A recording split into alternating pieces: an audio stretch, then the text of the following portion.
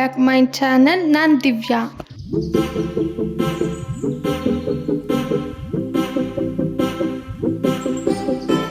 ನಾನಿವತ್ತು ರೆಸ್ಟೋರೆಂಟ್ಗಳಲ್ಲಿ ಮಾಡೋ ಥರ ನಾನ್ನ ಮಾಡ್ತಾಯಿದ್ದೀನಿ. ಅದನ್ನು ಮಾಡೋದಕ್ಕೆ 1 ಕಪ್ ಮೈದಾ ಮತ್ತು 2 ಸ್ಪೂನಷ್ಟು ಮೊಸರನ್ನ ಅದಕ್ಕೆ ಸೇರಿಸ್ಕೊಂಡಿದ್ದೀನಿ. ಆಮೇಲೆ ಅದಕ್ಕೆ ಅರ್ಧ ಸ್ಪೂನಷ್ಟು ಶುಗರ್ನ ಹಾಕ್ಕೊಂಡಿದ್ದೀನಿ.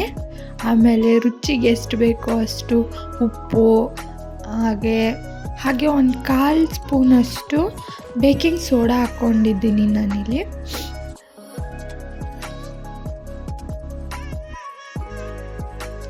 ಆಮೇಲೆ 1 ಸ್ಪೂನಷ್ಟು ಎಣ್ಣೆನ ಹಾಕ್ಕೋಬೇಕು.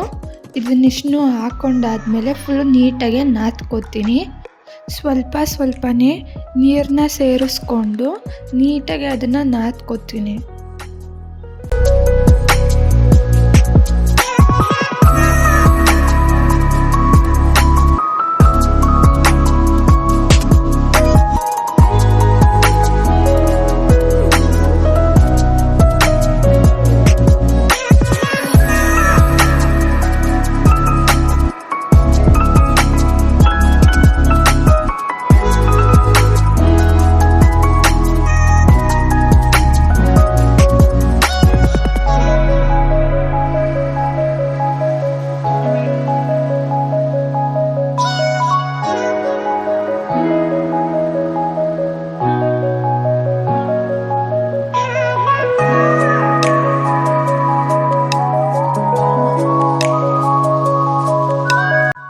ಈ ರೀತಿ ನೀಟಾಗಿ ಹಿಟ್ಟನ್ನು ಸಾಫ್ಟ್ ಆಗೋವರೆಗೂ ಚೆನ್ನಾಗಿ ನಾದ್ಕೋಬೇಕು. ಎಷ್ಟು ನಾದ್ತೀವೋ ಅಷ್ಟು ಚೆನ್ನಾಗಿ ಬರುತ್ತೆ. ಲಾಸ್ಟಿಗೆ ಅದಕ್ಕೆ 1 ಸ್ಪೂನ್ ಎಣ್ಣೆ ಹಾಕಿ 1/2 ಅವರ್ ಇಲ್ಲ 20 ಮಿನಿಟ್ಸ್ ಅದು ಹಿಟ್ಟು ನೆನೆಯೋದಕ್ಕೆ ಬಿಡ್ತೀನಿ. ಎಷ್ಟು ಗಂಟೆ ಅದಕ್ಕೆ ಇಟ್ಕೊಡ್ತೀವೋ ಅಷ್ಟು ಗಂಟೆ ಅದು ನೀಟಾಗಿ ಆಗುತ್ತೆ. ಇದನ್ನು ನೀವು ಒಂದ್ಸಲ ಟ್ರೈ ಮಾಡಿ ಹೇಗಿತ್ತು ಅಂತ ನನಗೂ ಸಹ ತಿಳಿಸಿ. ಹಾಗೆ ಇನ್ನೂ ನಮ್ಮ ಚಾನಲ್ ಯಾರು ಸಬ್ಸ್ಕ್ರೈಬ್ ಮಾಡದೆ ನೋಡ್ತಿದ್ದೀರೋ ಅವರು ಸಬ್ಸ್ಕ್ರೈಬ್ ಮಾಡಿ. ಇಷ್ಟ ಆಗಿದ್ದರೆ ಒಂದು ಲೈಕ್ ಮಾಡಿ. ಇವಾಗ ಹಿಟ್ಟೆಲ್ಲ ಚೆನ್ನಾಗಿ ನೆಂದಿದೆ ನೋಡಿ ಎಷ್ಟು ಸಾಫ್ಟಾಗಿ ಬಂದಿದೆ ಅಂತ. ಇವಾಗ ನಾನು ಚಪಾತಿ ಥರ ಅದನ್ನು ನೀಟಾಗಿ ಲಟ್ಟಿಸ್ಕೊತೀನಿ.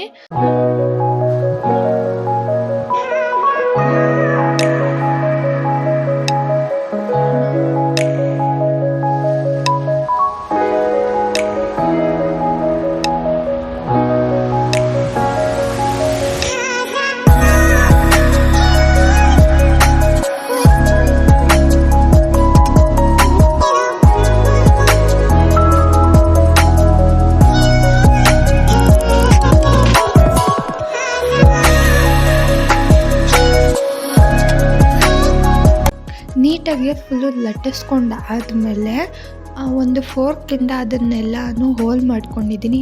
ಹಾಗೆ ನೀರಿನಿಂದ ಅದಕ್ಕೆಲ್ಲ ಹೀಗೆ ಸ್ಪ್ರೆಡ್ ಮಾಡ್ಕೊತಿದ್ದೀನಿ. ಅಂದರೆ ಆಯಿಲ್ ಹಚ್ಚೋ ಥರ ನೀರನ್ನ ಫುಲ್ಲು ಅದಕ್ಕೆ ಹಾಕ್ಕೋಬೇಕು. ಆಮೇಲೆ ಕಟ್ ಮಾಡ್ಕೊಂಡಿರೋ ಕೊತ್ತಂಬರಿನೆಲ್ಲ ಅದ್ರ ಮೇಲೆ ಈ ಥರ ಸೇರಿಸಿ ಅದನ್ನು ಸ್ಮೂತಾಗಿ ಇನ್ನೊಂದ್ಸಲ ಲಟ್ಟಿಸ್ಕೊತೀನಿ. ಹಾಗೆ 2 ಸೈಡು ಸಹ ಹಾಗೆ ಮಾಡ್ತೀನಿ. ಇನ್ನೊಂದು ಸೈಡ್ ಹಾಕುವಾಗ ಅಂದರೆ ಫುಲ್ಲು ಈ ಸೈಡ್ ಇವಾಗ ಲಟ್ಟಿಸ್ಕೊಂಡಾದ್ಮೇಲೆ ಮತ್ತೆ ಹಿಂದೆನೂ ಇನ್ನೊಂದು ಸಲ ಇದೇ ಥರ ಮಾಡಬೇಕು. ಅದಕ್ಕೆ ಕೆಳಗಡೆ ಸ್ವಲ್ಪ ಹಿಟ್ಟನ್ನು ಹಾಕ್ಕೊಂಡು ಮಾಡಿದ್ರೆ ಸರಿ ಹೋಗುತ್ತೆ. ಇಲ್ಲಾಂದರೆ ಫುಲ್ಲು ಅದು ಕೆಳಗಡೆ ಅಂಟ್ಕೊಂಡ್ಬಿಡುತ್ತೆ ನೀರು ಹಾಕಿರೋದ್ರಿಂದ. ಇವಾಗ 2 ಸೈಡು ಆ ಥರ ಮಾಡ್ಕೊಂಡಿದ್ದೀನಿ. ಸೈಡಿಗೆ ಹೆಂಚನ್ನು ಕಾಯೋದಕ್ಕಿಟ್ಟಿದ್ದೆ, ಅದು ಸಹ ಬಿಸಿಯಾಗಿದೆ. ಇವಾಗ ನಿಧಾನಕ್ಕೆ ಹಾಕ್ಕೊಂಡಿದ್ದೀನಿ.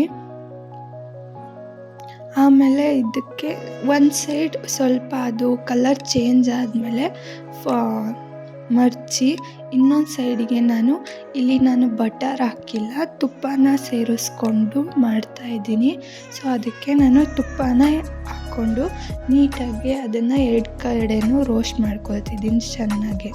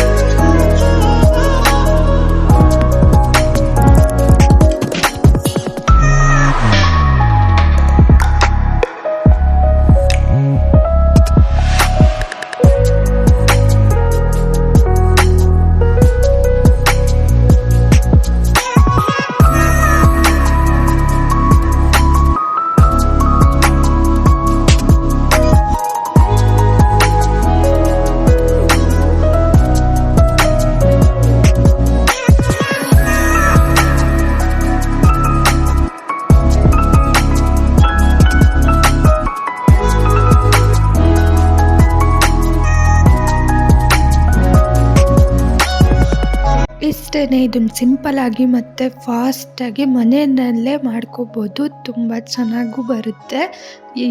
ಇಷ್ಟ ಆಗಿದ್ದರೆ ನೀವು ಒಂದ್ಸಲ ಟ್ರೈ ಮಾಡಿ. ಈಸಿಯಾಗಿದೆ.